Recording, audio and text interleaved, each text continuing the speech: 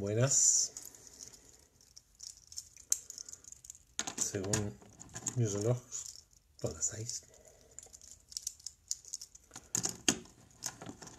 Vamos a ir preparándonos.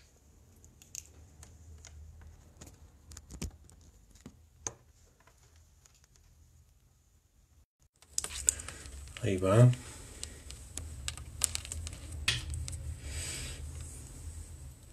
Todo esto es parte de la espera, de la construcción de la espera.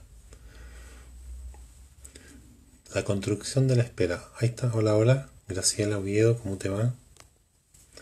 La construcción de la espera es todo lo que los seres humanos hacemos antes de que llegue el momento en el cual estábamos esperando, y entonces construimos la espera. Bueno, ¿cómo les va? Sí, son ya un par de minutos después de las 6. Estamos en esta parte que es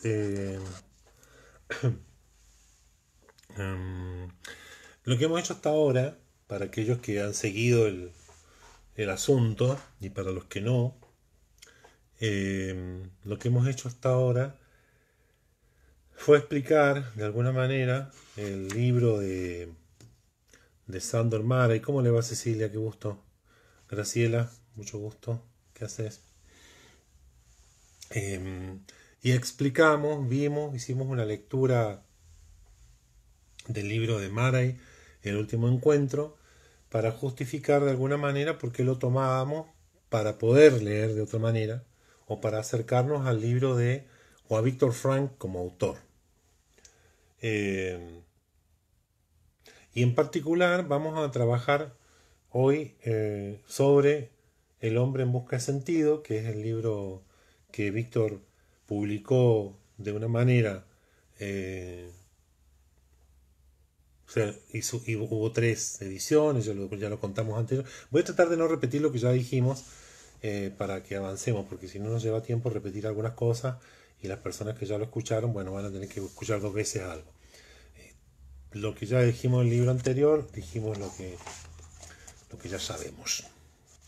Vamos a avanzar. El libro está dividido básicamente en 2 grandes partes. La primera es que él lo titula o lo nombra como el psicólogo en un campo de concentración. Un psicólogo en un campo de concentración que tiene 4 apartados.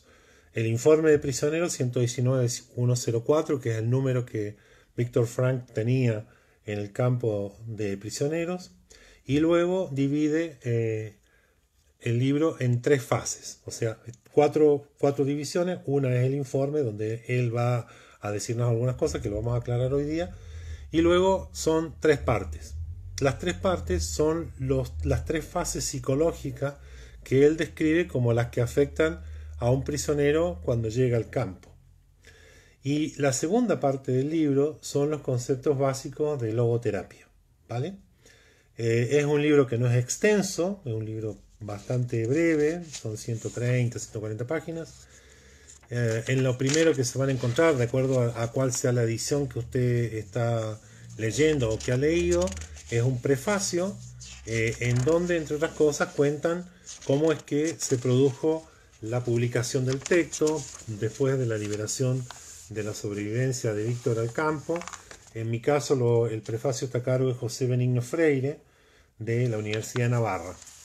Le cuento algunos detalles, pero no son detalles que hagan a que usted comprenda o no comprenda la obra de Frankl, sino a cómo él sobrevivió después, que es justamente la tercera fase, que es el momento de la liberación. A mí me da la impresión de que Viktor Frankl escribe el libro, vamos a ver la razón que él da, pero también hay una razón que no es del todo explícita, que le permite a él de alguna manera procesar emocionalmente lo que ha vivido. ¿Está bien? Aparte, digamos, de bueno, todas las otras cosas que hace, pero le permite a él de alguna manera procesar, ¿sí?, el sufrimiento, el sinsentido, el absurdo, la crueldad que vivió, y lo hace en este libro que nosotros vamos a ir leyendo. ¿Cuál es la idea de leerlo tranquilamente? es que podamos ir percatándonos de algo que ya hemos anticipado anteriormente, no yo, sino él, que es que su teoría no surge del campo de concentración ni de su sobrevivencia, sino que él viene ya trabajando sobre estos conceptos mucho antes de su deportación. Hay algunos datos que están en el libro que, bueno, que tienen que ver con las crueldades a las que fue expuesto, sobre las cuales no vamos a detenernos. ¿Qué tal, Susana Elena? Porque no es el objetivo del asunto. Pero sin duda, lo que él va a descubrir allí son algunas cosas que son fundamentales para que después entendamos los conceptos básicos, digamos, de la logoterapia. Entonces, lo que vamos a ver ahora, vamos a resumir un poco ese prefacio, vamos a trabajar o presentar la primera parte, que es el internamiento del campo, hasta la primera fase, que es justamente la del shock, que le llama él. Y luego vamos a trabajar o vamos a plantearnos sobre dos conceptos de logoterapia. ¿Bien? Eso es más o menos el plan para ahora. Esperemos que lo podamos llevar a cabo. Para aquellas personas que siguen el taller de forma más exhaustiva, les ha llegado ya el material que voy a trabajar ahora, y el viernes a las 6 entonces hacemos el respectivo encuentro por Zoom. Vale, dice así. Si usted va a comprar el libro, si no ha leído a Viktor Frankl y quiere leerlo, puede empezar por varios de sus libros, pero El hombre en busca de sentido es como la obra culmen del tipo. Y también otro que se llama Existencialismo y Psicoanálisis. Vamos a trabajar sobre los dos, pero primero nos vamos a centrar en este y después vamos a saltar a Existencialismo y Psicoanálisis. Frankl era neurólogo, psiquiatra, digamos, específicamente médico, psicólogo y filósofo. Entonces, por suerte tiene el libro. Me parece fantástico, Elba. Si usted lo va a leer, es un libro interesante para leer.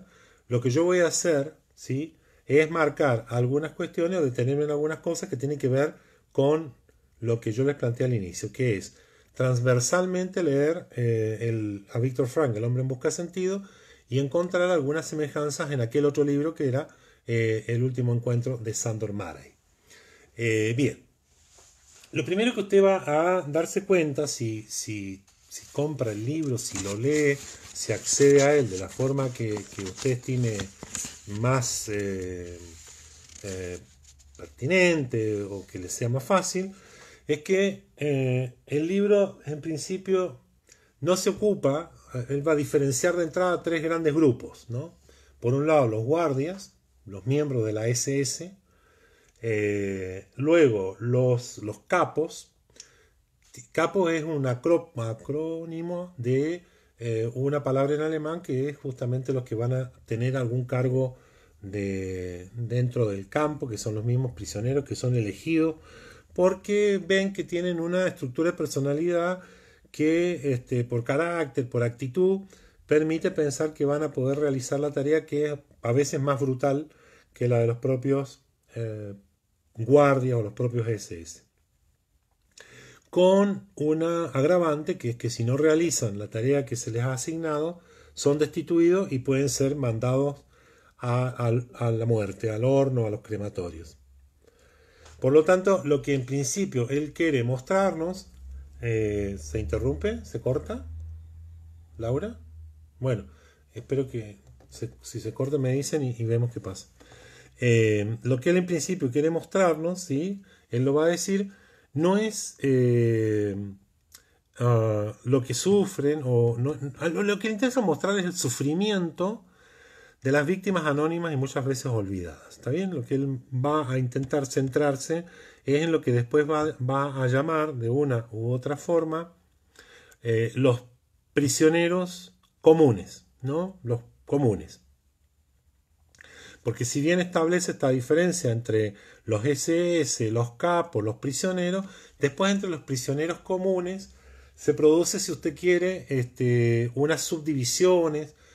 Él cuenta que en un momento hace una tarea o realiza algo y entonces le pagan con unos bonos que después cambiaban por cigarrillos. Y entonces había esas cosas que incluso entre los que la estaban pasando más mal, se permitían diferenciar por cuestiones, qué sé yo, quién tenía más puchos, más cigarros para cambiarlos por otra cosa, etcétera. Entonces hay una serie, hay tres grupos muy definidos, pero también existen estos otros microgrupos que están diferenciados por cuestiones que son elementales. ¿Vale? Entonces, donde nos menciona esto, él va a hablar en varias ocasiones, por lo menos en esta primera parte, de lo que llama selección pasiva, que es un miembro del campo, un prisionero, podía ser nombrado con su nombre en una lista para ser trasladado. Ellos sabían que trasladado significaba la muerte, es decir, que lo llevaban a los hornos, crematorios, etcétera. Y entonces cuando aparecían esas listas, había una, comillas, lucha, cierre de comillas, por borrarse o borrar a alguien de la lista, algún amigo, y que esa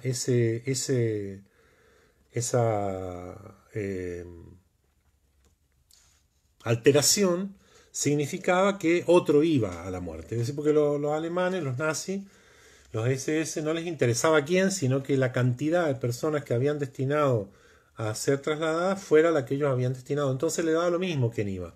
El tema es que fueran los que ellos habían definido que iban, la cantidad.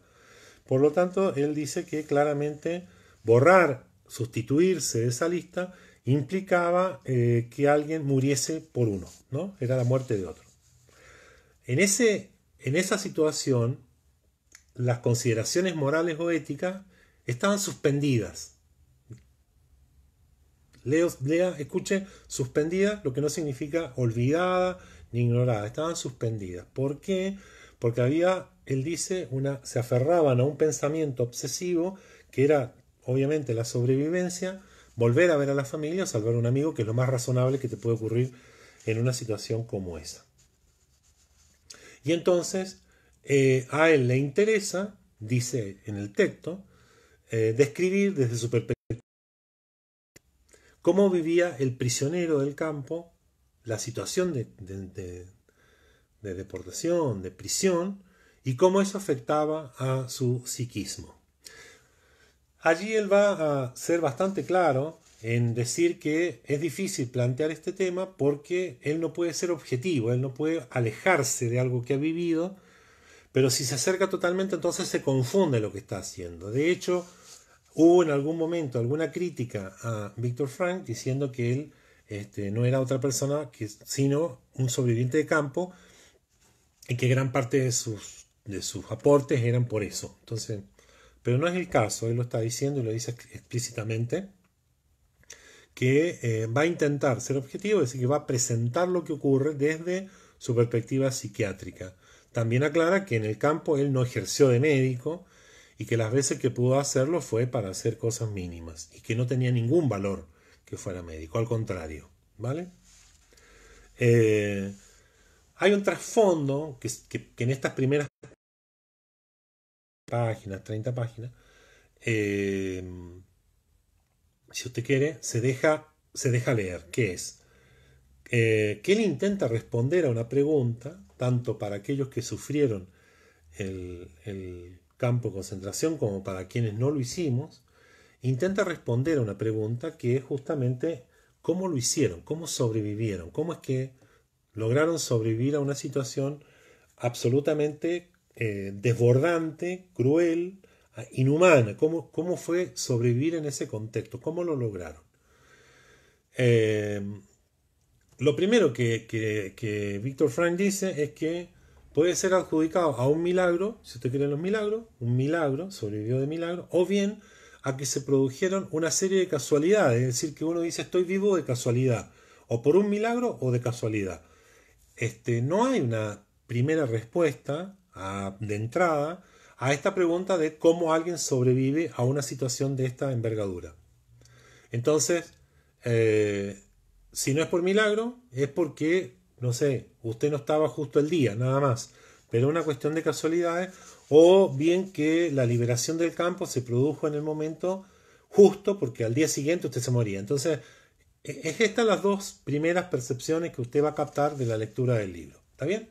O es por milagro o por casualidad, porque usted no tuvo, o no lo subieron al tren, o qué sé yo.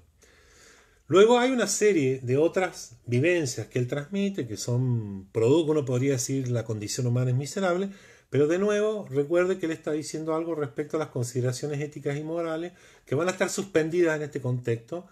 En un momento él relata que es trasladado en un tren y que va a pasar por Viena, y que al pasar por Viena va a pasar cerca de su casa.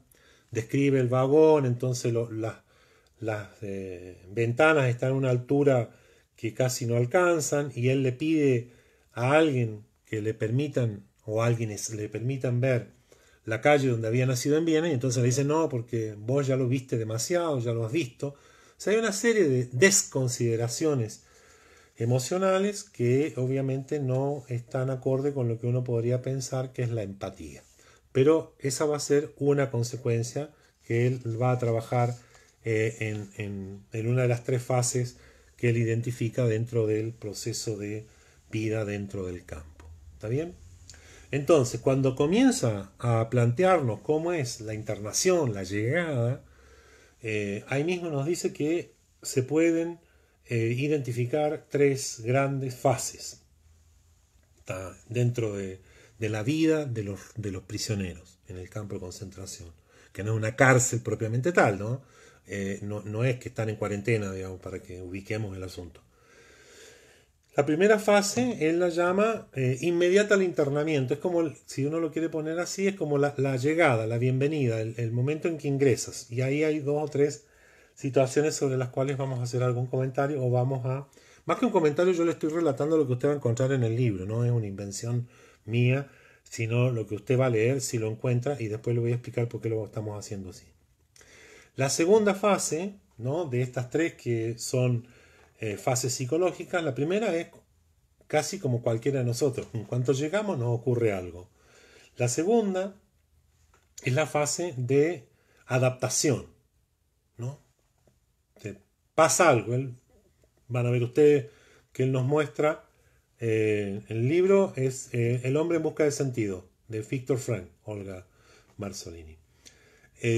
La segunda fase entonces, la fase de adaptación, y la tercera y última es la fase que sigue la liberación. Entonces usted verá que la primera fase es relativamente corta, la segunda es la más extensa, el mismo lo dice, nos falta todavía un largo camino por recorrer, y la tercera y última es la pos, es la liberación. Y allí el primer anticipo que nos da de esa tercera fase, sin empezar a decir nada acerca de ella, es que él dice: los que hemos sobrevivido tenemos la conciencia de que no volvimos los mejores, sino que aquellos que sobrevivían se habían curtido de las experiencias de paso por distintos campos, y entonces habían, qué sé yo, a veces brutalmente, a veces por la fuerza, a veces engañando o lo que fuera, habían logrado sobrevivir.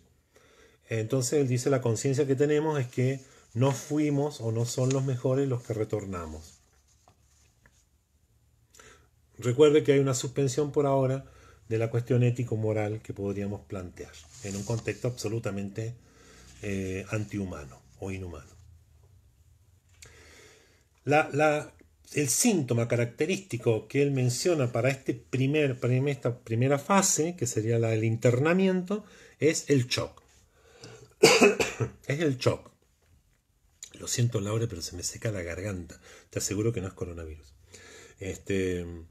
Entonces, el síntoma característico es un shock. Un estado de shock es ¿no? Como usted no logra entender, no logra cuantificar o cualificar de alguna forma la realidad, la situación en la cual está. Suponga, usted va manejando su auto, su coche, y de pronto lo chocan, o usted choca porque no se dio cuenta de algo, y que ese golpe inicial lo deja un poco atontado, y aunque esté bien, comillas, que esté bien, usted no sabe muy bien qué ocurrió. Es como se desordena, se elimina, se destruye, se cae los conceptos, las categorías con las cuales habitualmente usted ordenaba su vida, su mundo, sus relaciones, ¿vale?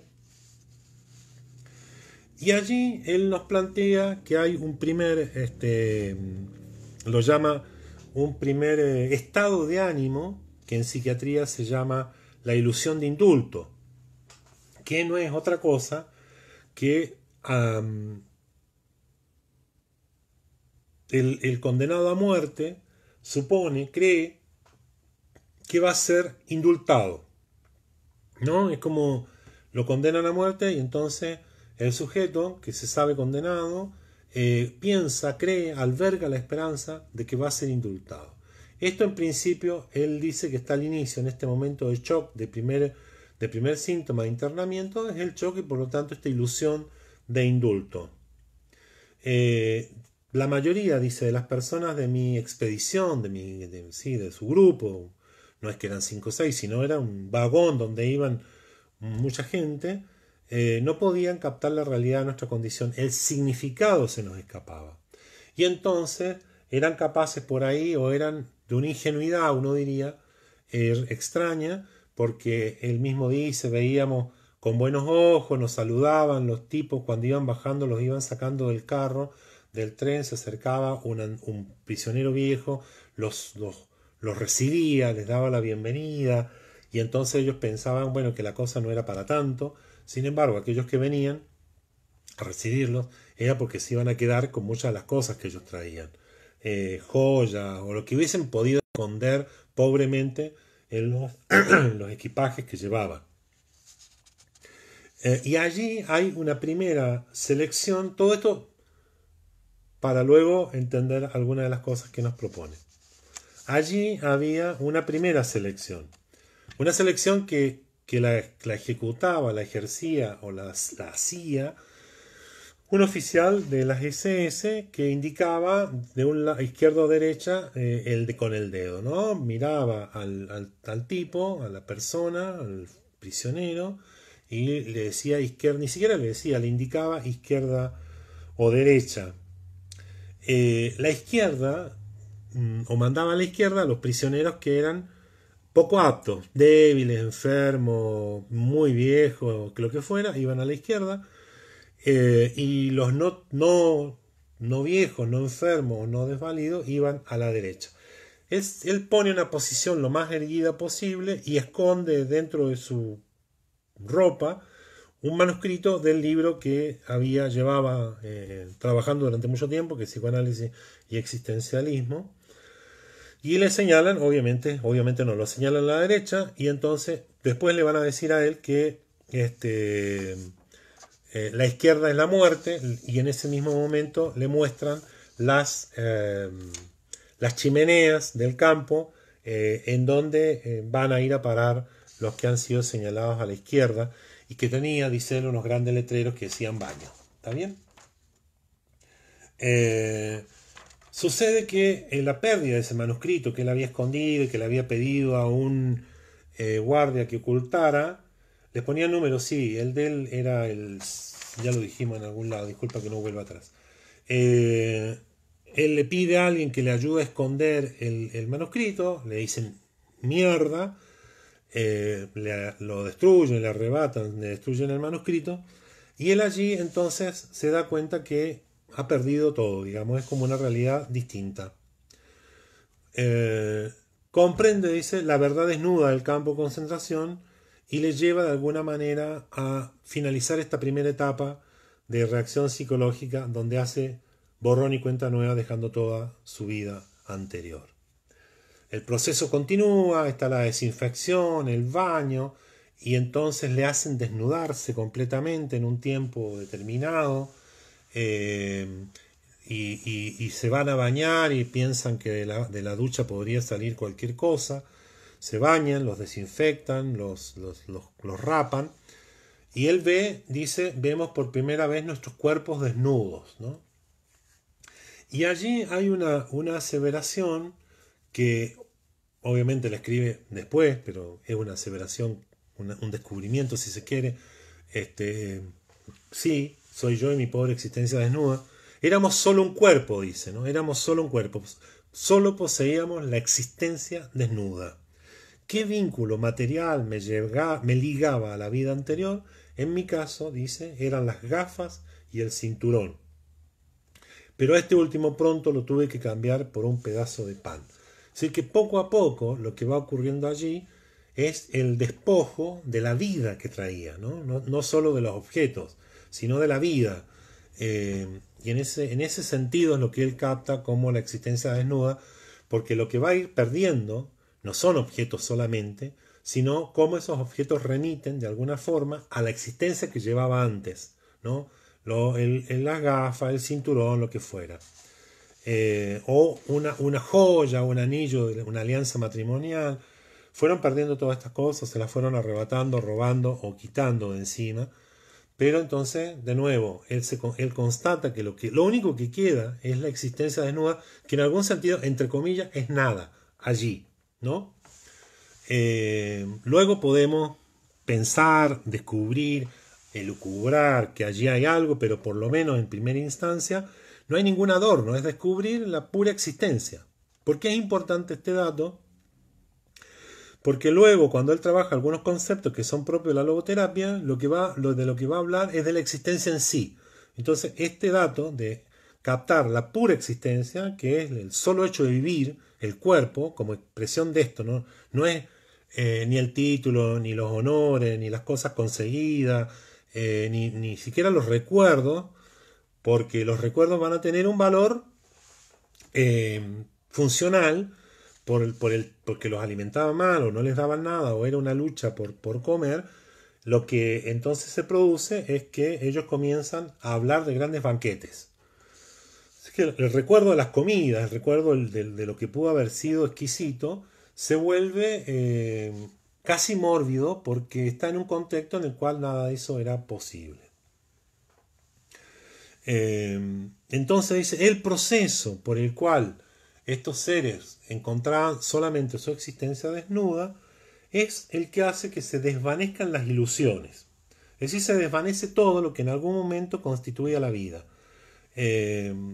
Surge en medio de ese proceso una forma de humor macabra, ¿vale? Lo que él dice es que surge, estaban bañando y entonces en vez de que caiga, no sé, ácido o lo que fuera, cuando caía agua se reían, es agua, ¿no? Y entonces una manera de poder procesar este shock que era ingresar a un campo de concentración era esta forma de humor macabro, este humor negro. Hay una serie de cuestiones en relación al humor judío respecto de lo que es el Holocausto que rescatan esta misma cosa macabra, pero bueno, no es el lugar ni soy yo la persona que puede mencionar eso. Entonces, ese humor, ¿sí?, permite de alguna manera procesar toda esta situación de manera muy rudimentaria. Y por otro lado aparece la curiosidad. Todo lo que está diciendo tanto el humor macabro como la curiosidad en este momento aparece, si se quiere, como un acto defensivo frente a la monstruosidad de lo que está pasando. Porque cuando él plantea la curiosidad es, en medio de todo esto, o sea, te están rapando, te están bañando, te han desnudado, te han despojado de todos los objetos que remiten a tu existencia anterior, a tu vida. No tienes ninguna certeza, absolutamente ninguna, de que puedes llegar a salir vivo, porque, digamos, lo que él va a decir es, bueno, perfecto, no fui elegido, no fui a la izquierda para ir al horno, sino a la derecha, pero el estar a la derecha no significaba otra cosa que un padecimiento mayor, es decir, que de alguna manera no es que uno dice, uy, menos mal fui a la derecha, sino que va a significar una tortuosidad infernal. Y en medio de eso aparece una curiosidad que él la refiere a saber si saldría con vida, ¿no? Como en medio de todo esto, pensar, ¿sobreviviré? ¿Cómo será mi vida después de esto? Entonces aparecen estas dos cuestiones, el humor macabro por un lado y la curiosidad por otro, que según él permiten distanciarte de la situación objetivamente macabra que estás viviendo y permite contemplar esa realidad con cierta objetividad. Cierta objetividad porque no dejas de estar en el campo. Es una medida protectiva y luego esa curiosidad se transforma en sorpresa. Es decir, tenemos este movimiento de humor macabro, curiosidad y sorpresa. Sorpresa porque salió agua, no salió otra cosa. y son básicas estas cosas. Luego vamos a enterarnos también de que una de las cuestiones que nos plantea Viktor Frankl es de la vida anímica se transforma en algo muy básico, muy primordial. El contenido de los sueños, él va a decir, es comida, la sexualidad no aparece, es decir, cuestiones que de repente para nosotros son sumamente, creo que está mejor, sumamente comunes, no están, la vida emocional se achata. Bueno, vamos a llegar a eso. Y hay un proceso, junto con estas tres cuestiones, el humor macabro, la sorpresa. La cuarta es una constatación, ya no es un descubrimiento, es una constatación, algo ocurre. Y él dice, los libros de medicina son falsos, ¿no? Dicen que un hombre necesita determinada cantidad de horas para dormir, para sobrevivir, que necesita tal cosa, que si no se lava los dientes, que si no come proteína, que una serie de cosas, dice, son falsas. Yo creía que ciertas cosas eran imprescindibles, que no podría dormir sin esto o vivir sin aquello. Y entonces se da cuenta de que puede vivir sin todas esas cosas. No significa que tenga que, pero se da cuenta que todas aquellas cosas que de alguna manera son necesarias o eran imprescindibles o sin las cuales no se puede vivir, allí efectivamente eran absolutamente innecesarias e inexistentes, ¿no? Y él dice, bueno, un prisionero vuelve del campo después de hacer un trabajo forzado, caminar en el barro, comer nada, y duerme plácidamente en medio de la nada, sobre el barro o sobre unas tablas, y entonces sabemos, dice que incluso esto, ¿no? Él dice la alternativa del suicidio no tiene sentido porque la esperanza de vida me pueden matar mañana, entonces no tiene sentido suicidarse. No es una cuestión de convicción, de amor a la vida, sino que efectivamente la esperanza de vida era tan escasa que ni siquiera el suicidio permitía, digamos, o era un escape, ¿no? Por lo tanto, en la primera fase del shock, en este primer momento, hace que el prisionero le pierda el miedo a la muerte, ¿no? Él dice, pasados estos primeros días, podíamos observar las cámaras de gas con un horror atenuado. A fin de cuentas, le ahorraban a uno la decisión de suicidarse. La consecuencia de esto, lo que él va a decirnos de alguna forma, es que sin importar cómo, los hombres, los seres humanos, nos habituamos a situaciones que son absolutamente impensables. ¿Cómo lo hacemos? No tenemos forma de saberlo, salvo que sea, como él dice, un milagro o una concatenación de casualidades. ¿Cómo nos logramos habituar a situaciones que son absolutamente extrañas, macabras, crueles, en este sentido inhumanas? Es algo que nadie sabe cómo, por lo menos hasta acá él no lo dice, probablemente después abunde en cuestiones que tienen que ver con valores, con disposiciones genéticas o incluso con algunas cuestiones del tipo de estructura psicológica, pero hasta acá lo que dice es que los seres humanos en principio nos adecuamos a situaciones inhumanas con tal de sobrevivir. Allí esa idea de la sobrevivencia, de la vida que continúa, es tal vez una cuestión que toma de Freud, ¿no? Freud dice la persistencia de lo vivo, es decir que la vida quiere seguir viviendo, pero independiente que usted quiera o no, es como si uno decide morirse, suponga, vamos a hablar así rápidamente, no es tan fácil morirse, ¿no? No es que uno dice, yo me quiero morir y me muero. Entonces la vida persiste, incluso a pesar de... y recibe un consejo, y esto es importante tenerlo en cuenta para lo que después vamos a ver cuando él diga algo respecto del sentido de la vida y el encuentro digamos, de la voluntad del sentido. Llega un prisionero y les dice a los recién llegados cómo comportarse, cómo sobrevivir en el campo. Le va a decir que deben afeitarse a diario, mantenerse siempre erguidos, andar con soltura y nos mandarán a la cámara de gas.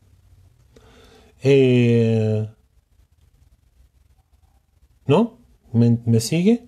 El consejo no es mantén el ánimo, reza, recuerda a tus familiares queridos, no, no. El consejo es de una practicidad abismal, es decir, afeítate a diario, incluso el consejo que le dan es afeitarse con un trozo de vidrio, de tal forma que las rasgaduras o las heridas que pueda haber en el rostro permitan mayor lozanía, mayor firmeza en la piel, y entonces parezcan más sanos. Mantenerse siempre erguido, había un nombre para aquellos que se agachaban. Andad con soltura, es decir, como si nada ocurriera, y no os mandarán a la cámara de gas. ¿Por qué era esto? Porque efectivamente había que mostrarse como alguien que podía producir, que era alguien que podía trabajar y no como un enfermo que estorbaba. Entonces, los primeros, si quiere, consejos que recibe de un preso que está allí, de un prisionero, son estas cuestiones, que tienen una practicidad que va de la mano con lo que él dice muchas veces respecto al sentido de la vida, que no es una cuestión teórica, sino práctica. O sea, usted tiene que hacer algo con su vida. Y hacer no en el sentido de decir, bueno, qué sé yo, ya voy a ver, sino efectivamente práctico. ¿Está bien? Hasta ahí no sé si hay dudas, preguntas, comentarios. Tenemos un pequeño, no recreo, pero sí que nos permite escuchar, leer o en este caso leer a mí y leerse a ustedes por si hay algún comentario. Lo que estamos haciendo, vamos a ir con lentitud, lo vamos a ver después la segunda fase y la tercera, porque efectivamente hay allí una cuestión que nos va a ayudar a leer algunas cosas de las que Víctor Frank plantea. ¿Alguna duda, pregunta, comentario? El libro no es difícil de leer, no es técnicamente imposible. La primera parte. Después, cuando él en la segunda parte habla de los conceptos básicos de logoterapia, por ahí hay algunas cuestiones, pero no entra nunca, por lo menos en este texto, a definiciones técnicas que requieran una formación, qué sé yo, en psiquiatría o psicología para poderlas comprender, ¿no? De hecho, lo que a él le interesa es que las personas puedan comprender, enmendar, programar, reacondicionar su existencia y estar bien. Bien, ¿alguna duda, pregunta, comentario? Sí, los tratos en esos lugares son espantosos. Él lo detalla, ¿no? Después, por eso, si usted lee el texto, se va a encontrar con el tipo de trato inhumano. Pero, de nuevo, cuando tú lees eso, la pregunta no es solo cómo alguien puede hacerle eso a otro ser humano, una condición de prisionero despojado de su humanidad. No tenemos que ir tan lejos para tener noticias de lo que ocurrió, ¿no? Nuestro continente conoce muchas de esas experiencias, pero no se asemejan a esto que está relatando, o sí, lo que dice Víctor Frank. Entonces, por un lado está la pregunta de por qué un ser humano, en qué condiciones un ser humano llega a hacer eso a otro, y de nuevo esta pregunta de cómo es que alguien que está siendo prisionero logra sobrevivir a esta situación. Sí, se pueden aplicar muchos de los conceptos. Ahora bien, en la cuarentena no es un campo de concentración, ¿no? Digamos, ninguno de nosotros está sacrificado, me parece. Pero algunos de los conceptos sí son válidos para pensar algunas situaciones. También para dimensionar, ¿no? Porque yo creo que nos podemos quejar muchas veces de lo que está ocurriendo, de lo que nos está ocurriendo, pero comparado con esto, no sé tú, yo pensaría dos veces, digo, porque las cosas que va diciendo, las atrocidades que le van ocurriendo, yo no digo que el tipo no haya pensado un momento como él dice, en lanzarse contra el alambrado que estaba electrificado, pero él en algún punto toma conciencia y dice, yo no me voy a suicidar, yo no saldré, no me voy a morir acá. Y también eso, de alguna forma, el ser humano dice eso, ¿no? ¿Cuál es la estructura, la situación de máxima vulnerabilidad? Yo voy a sobrevivir aquí. Eso es interesante planteárselo.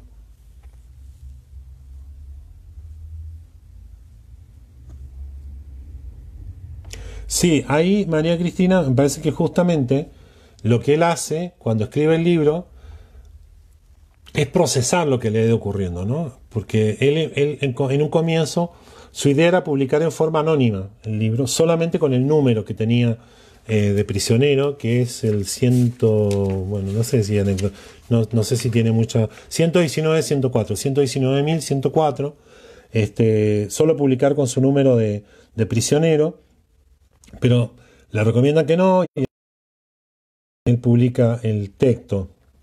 Y el nombre del libro también era otro, era un psicólogo en un campo de concentración, y luego de las primeras ediciones lo que hace es cambiar el nombre.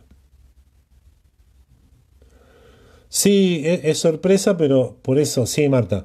Lo que él va a decir es que están estas tres cuestiones, ¿no? El humor macabro, tipo, bueno, si ya has perdido la certeza que puedes llegar a vivir otro día, porque de alguna forma nosotros tenemos esa certidumbre, ¿no? Uno se va a la cama hoy y dice, mañana me levanto, me tomo un café, salgo a caminar, etcétera.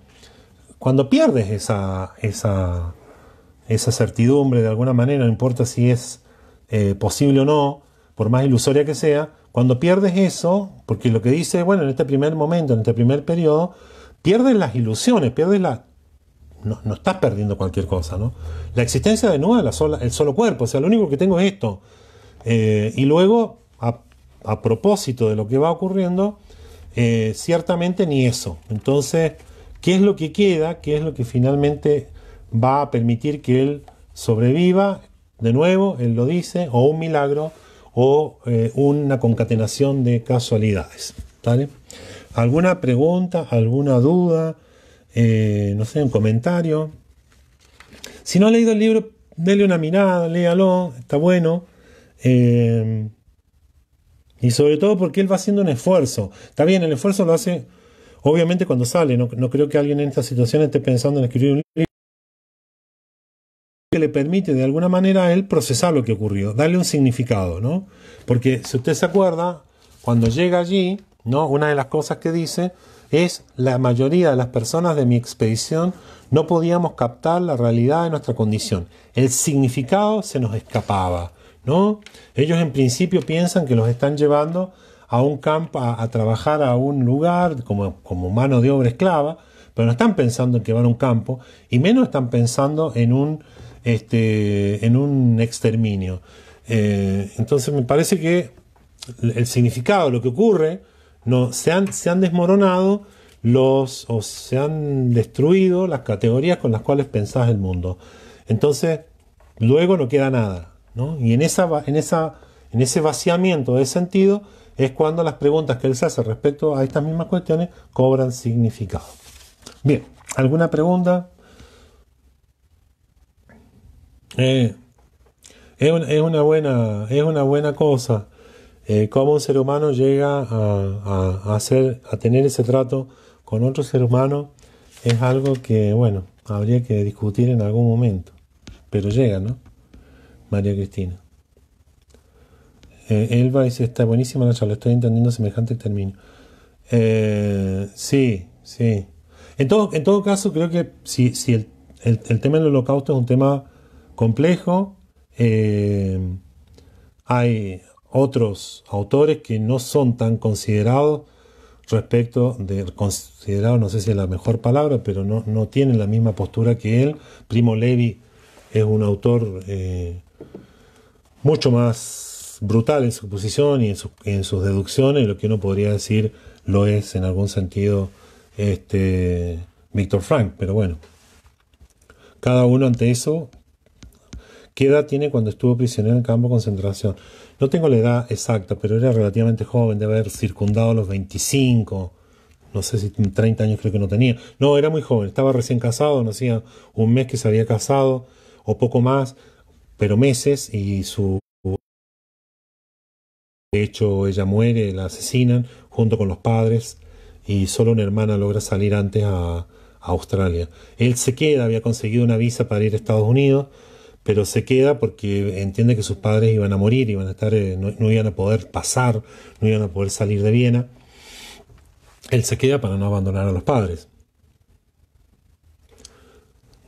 No elegimos el libro por esta temática, elegimos el libro, Olga, por lo que después comentamos, ¿está bien? Que es el tema, digamos, de la logoterapia y los postulados de la teoría de Viktor Frankl.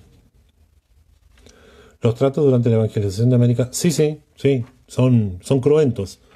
Creo que por eso no, sí, tal vez porque no sobrevivió ninguno de los aborígenes o pueblos primarios, primitivos o originarios de nuestro país. No tenemos testimonios directos de cómo sobrellevaron ese exterminio, pero sí, hay varios exterminios. No es el único y desgraciadamente no será el último. Bien, vamos entonces a la segunda parte del libro. Después vamos a ver la segunda y tercera fase en los jueves que nos quedan. Vamos a la segunda parte en donde él apunta a algunos conceptos básicos de logoterapia. Vamos a ver dos o tres, si alcanzamos, para que podamos ir familiarizándonos con lo que es la teoría de Viktor Frankl. La primera es la voluntad de sentido. Y aquí es donde recuerde que de alguna manera lo que estábamos diciendo era esta cuestión práctica. ¿Cómo haces para sobrevivir? Te levantas, te afeitas, andas erguido, te paras bien, etc. Entonces, lo que estamos leyendo allí, digamos, es como lo práctico. Es decir, si tú quieres decir cómo hago para esto, tenés que hacer esto, esto y esto, ¿no? ¿Puedo la estructura psicológica? Sí, de más. Respondo a Ana María, sí. Entonces, ahí está, tenía 37, nos comenta Cecilia de Saavedra. Perfecto. Bien, entonces, la voluntad de sentido, vamos a ver dos cosas. Primero, cuando él habla de existencia desnuda en el caso del campo, lo que dice de alguna forma es que todos los seres humanos, lo primero que tenemos es la existencia, es decir, está viviendo, usted vino al mundo y está vivo. Eso no significa que sepa para qué vino, ¿no? Ni qué está haciendo. Esa búsqueda, ese encuentro con el sentido, es decir, ¿para qué quiero vivir? ¿Qué estoy haciendo en este mundo? Es una cuestión absolutamente subjetiva. Es única y es para cada ser humano, ¿no? Allí tal vez lo que haya que tener claro es que Viktor Frankl lo que propone es que esa búsqueda no es interna, no es una búsqueda interna, no es que yo la tengo y la puedo expresar o la puedo decir, sino es algo que se me presenta, es externo a mí. Siempre tenga en cuenta que Viktor Frankl es un sujeto creyente, entonces esa búsqueda del sentido va a tener que ver en algún punto con un ser superior. Entonces, esa búsqueda de sentido no es un descubrimiento, sino es un encuentro. ¿Bien? Y es algo por lo que vivir, es decir, es la pasión, es aquello que usted no puede dejar de hacer, es, no sé, si alguien toca el piano, es tocar el piano, es como cuando dice yo no puedo estar sin hacer tal cosa, no es yo no puedo estar sin hacer algo. Cuando uno dice yo no puedo estar sin hacer algo, bueno, ¿qué cosa? ¿Qué cosa de los algo que ocupan su tiempo? Es aquello que carga de sentido su existencia de tal forma que llegado el momento usted pueda decir yo he vivido para esto. Entonces, de una forma clara, lo que está diciendo o lo que entiende Viktor Frankl por voluntad de sentido es ese algo por lo cual vivir. ¿Está bien? Es encontrar el sentido y la finalidad de la vida.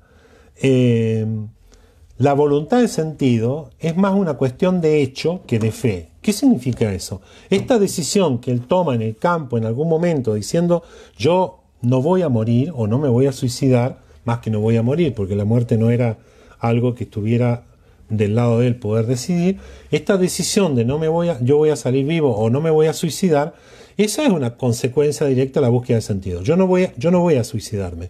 Bien, lo que no significa por ahora más que eso. Lo que hagas para mantenerte vivo, los hechos, las acciones concretas, son de alguna forma lo que hace el sentido de la existencia para él. Dice, pues logos o sentido no es solo algo que nace de la propia existencia, sino que se presenta a esa misma existencia. Si ese sentido que espera realizarse en el hombre no fuera más que la expresión de sí mismo, la proyección de un espejismo, perdería inmediatamente su carácter de exigencia y desafío. Sería inútil para motivar al hombre o para responsabilizarlo. Estas cuestiones, que son la responsabilidad y la motivación para Viktor Frankl, son básicamente los motores, no porque te empuje, sino porque te tira, ¿no? Te tracciona, te lleva. Entonces hay una teleología, una teoría de los valores, si se quiere, presente en lo que Viktor Frankl está proponiendo, por lo cual el descubrimiento de justamente la voluntad de sentido es voluntad porque es algo que yo tengo que querer, yo tengo que hacerlo. No es que me viene porque esté, qué sé yo, en una ensoñación, o no es porque yo me estoy tomando un mate y me doy cuenta, sino que tengo que tener una voluntad, tengo que ponerme en movimiento para buscar qué es lo que quiero hacer de mi vida. Ese es lo que está transitando por debajo de alguna forma, el postulado de Frankl. Lo descubre, es decir, es un encuentro entre lo que usted quiere y aquello que es indispensable para que usted pueda efectivamente tener una vida con sentido. La vida con sentido es, qué sé yo, usted, no, imagínese que, qué sé yo, usted se jubiló, mucha gente que está ahora se ha jubilado, y yo estuve trabajando 30 años en algo que no me gustó. Y Viktor Frankl le diría, bueno, pero usted se quedó. Y dice, bueno, pero no tenía alternativa. No, sí tenías. Entonces, la búsqueda de ese sentido, porque es importante esta diferencia. Yo le puedo decir esto y decir, ¡ay, qué bruto! No, es lo que le diría a él, porque en realidad cuando él está pensando, por ejemplo, en lo que llama frustración existencial, es que yo sé, qué sé yo, imagínese, no sé, yo no tengo habilidad para eso, pero Graciela, yo siempre la cito porque, bueno, ella toca el piano y alguna vez la escuché y me parece lindísimo lo que hace. Entonces, Graciela toca el piano, imagínese que yo creyese que el sentido de mi vida es tocar el piano. Y usted me dice, ¿y aprendió? No. ¿Cómo? Si cree que es el sentido de su vida, usted no ha aprendido a tocar el piano. Y es que nunca tuve un piano, nunca pude, etc. Bueno, para Viktor Frankl sería una excusa de alguna manera, porque una vez que yo descubro cuál es mi voluntad de sentido, aquello que le va a dar sentido a mi existencia, yo debo traccionar hacia allá. Es para allá, ¿me entiende? Usted dice, ¿dónde es el asado? En la casa de fulano. Entonces, ¿qué hace acá? Tiene que ir para allá. No, es que, ¿me entiende? Cuando yo, de alguna manera, esta palabra es mía, no es de él, traiciono ese deber ético que es mi voluntad de sentido, mi situación es de frustración existencial.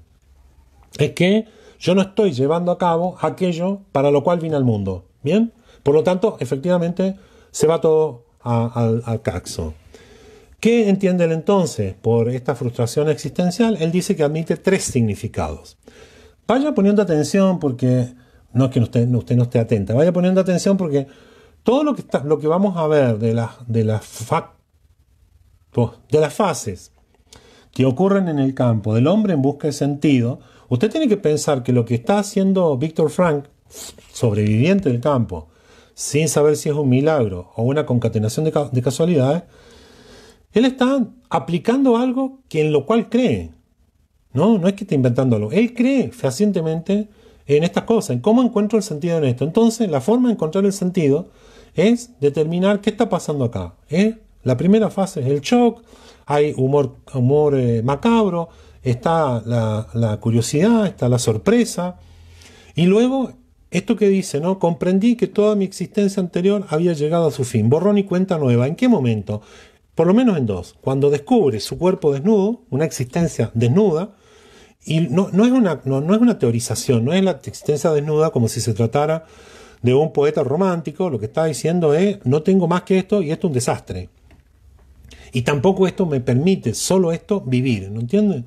Luego la destrucción del manuscrito, que no es que el tipo, usted dice que es desquiciado, mira, está en un campo de concentración y quiere guardar el manuscrito, pero el tipo le había dedicado una vida a ese manuscrito. Entonces, lo que pierde, el cinto, las gafas, el manuscrito, la ropa, pierde todo lo que le da de alguna manera consistencia a su existencia. ¿Qué te queda? Solo el hecho de estar vivo en este cuerpo. Tampoco es una abstracción, ¿me entiende? Entonces, cuando él habla de existencia, de existencial, habla de 3 significados. Se los leo. 1. La existencia misma, esto es el modo de ser específicamente humano. La vida. Vivo, nada más. ¿No? ¿Cómo es ser humano? Y de nuevo, eso nos remite a esa desnudez.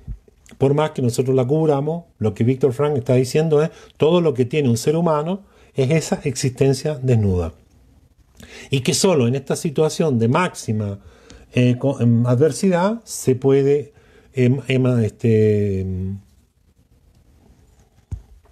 explorar. No es esa la palabra que estoy buscando. Expresar tampoco, ya lo voy a encontrar. El segundo sentido que tiene cuando habla de existencial es el sentido de la existencia. Esto es, de nuevo, el sentido, el para qué, el para dónde, el qué hago. Y el tercero, el afán de encontrar un sentido concreto a la vida personal, es decir, la voluntad de sentido. Primero, antes de la voluntad de sentido, usted tiene que responder a una cuestión. ¿La vida tiene sentido? Usted dice, sí, bueno, ¿cuál es? No sé. Bueno, búsquelo, encuéntrelo y haga eso. Esto sería la indicación que le daría Viktor Frankl. No le daría mucha vuelta, no le andaría diciendo, mire, piénselo, qué sé yo, vuelva mañana. Sino que justamente lo que le diría es, ¿usted cree que la vida tiene un sentido? Sí, ¿cuál es?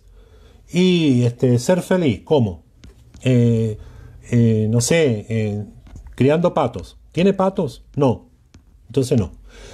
A esto me refiero. Cuando él está pensando en el sentido de la existencia, en la voluntad del sentido, está pensando en acciones concretas. ¿Por qué?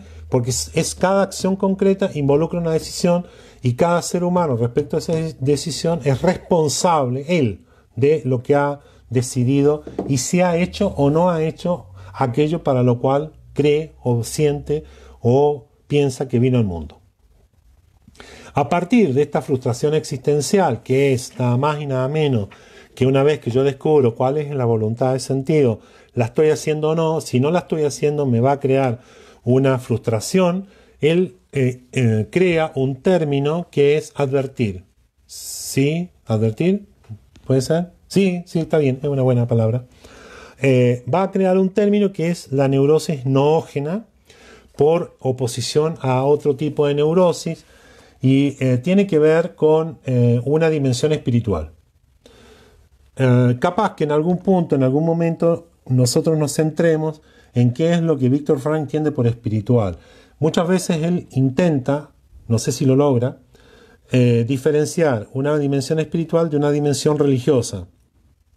Pero, de nuevo, no sé si cuando él intenta diferenciar su dimensión espiritual está realmente escindida de la connotación religiosa. En principio, él dice que carece de una connotación religiosa y es una dimensión específicamente humana. Vamos a detenernos en algún momento en el concepto de espiritualidad que usa Viktor Frankl para tener claro a qué se está refiriendo. Sí, es también claro que es un sujeto creyente y por lo tanto siempre va a pensar o va a creer o va a pronunciar o dejar ver que estas posibilidades tienen que ver con Dios. ¿Está bien? Si es el Dios cristiano, el Dios judío o judeo cristiano, no podría aclararlo ahora. ¿Vale?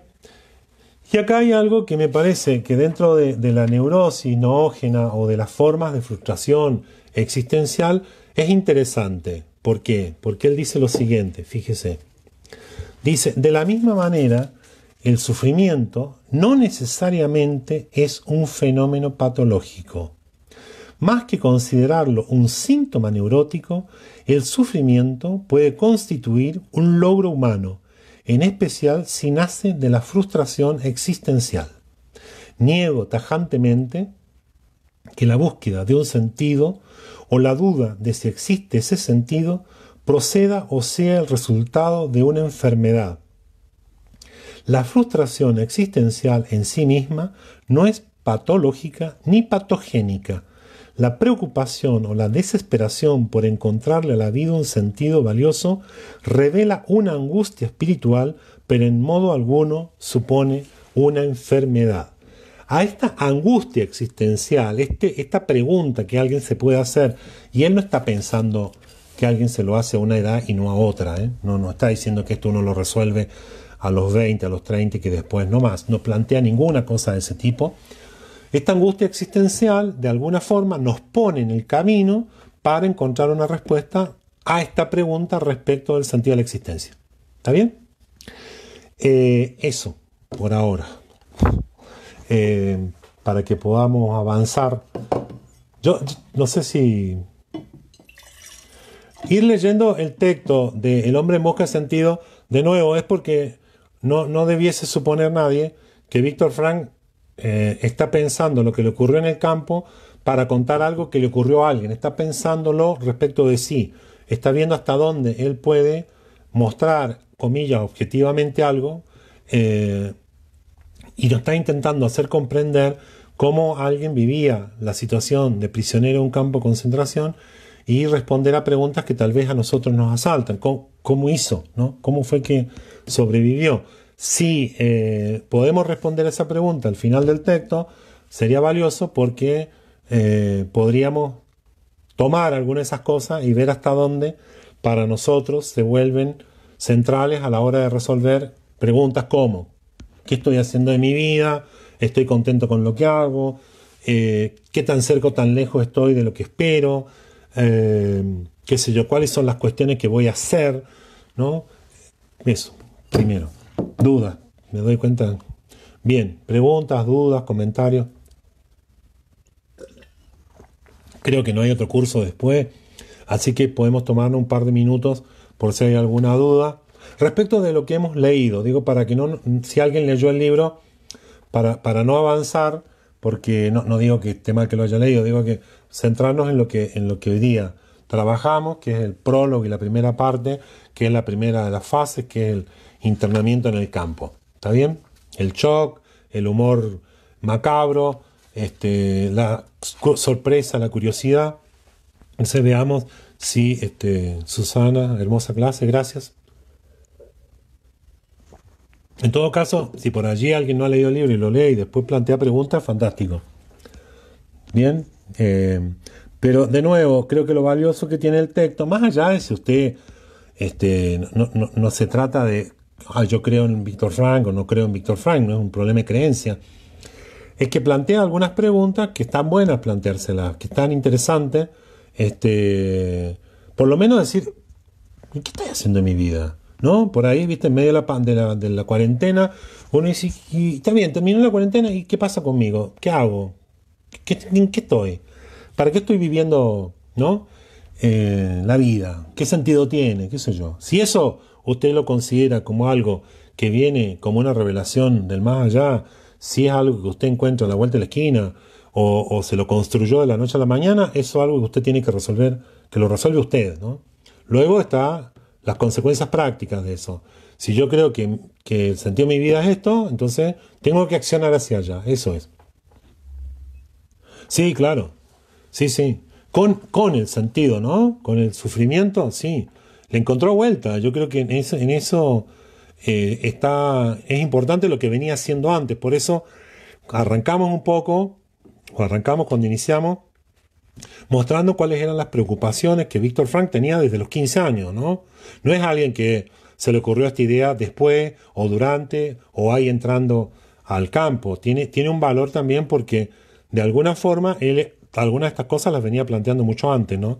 Entonces, vale la pena leerlo. Sí, déjalo ahí, Marta. Lo vamos a retomar porque para entender un poco lo que es la neurosis noógena, es del espíritu. El no viene de nous, que es espíritu, soplo, y que nace del espíritu. O sea, eh, no es un problema psicológico para Víctor Frank, es de la mente, es decir, es un plus, si se quiere, es de lo espiritual del hombre, pero esto es espiritual, no religioso. Entonces, en algún momento vamos a retomar lo que para Víctor Frank es espiritual y probablemente allí se nos aclare todavía más lo que es el concepto de neurosis noógena. ¿Bien? ¿Alguna duda, pregunta, comentario? El próximo jueves vamos a trabajar la segunda fase y vamos a avanzar con algunos conceptos que él propone para comprender la logoterapia, como un análisis existencial. ¿Está bien? No sé, dudas, preguntas. En todo caso, si después se le ocurre alguna pregunta, no sé, yo le podría dejar acá, no sé cómo se hace, pero Sí, acá les voy a dejar mi correo y ustedes pueden preguntar algo. Ahí va, si quieren. Ahí está. Ahí acabo de colocar mi correo. Por allí después a alguien se le ocurre alguna pregunta, algún comentario y quiere plantearlo, puede hacerlo. Ese es mi correo. Este,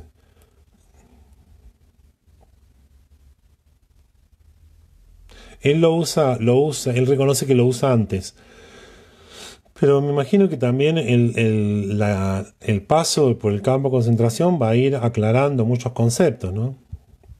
¿Ok? Entonces, bueno, ahí está el correo electrónico para aquellos que deseen mandar algún comentario, alguna pregunta, alguna duda. El libro que vamos a trabajar es este, El hombre en busca del sentido, editorial Herder. Y bueno, eso.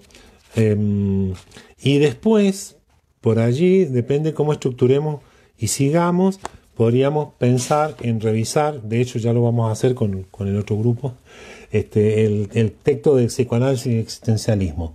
Pero por allí, por ahora, trabajamos este texto, vamos a hacer una lectura salteada de él en el campo y los conceptos que son fundamentales.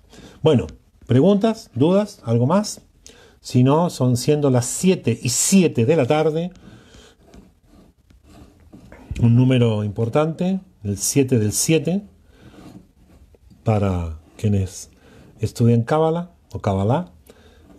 No deja de ser importante el 7, las 7 sefirot y todo lo demás. ¿Ok? ¿No hay preguntas? ¿No hay dudas? Bueno, que tengan buena noche. A las 22 me parece que leemos Salzano, Daniel, un cordobés de fina estampa, un lucero. Nos vemos, que tengan buena tarde, ha sido un gusto, que disfrute la vida lo mejor que se pueda y si no se puede, invéntese algo.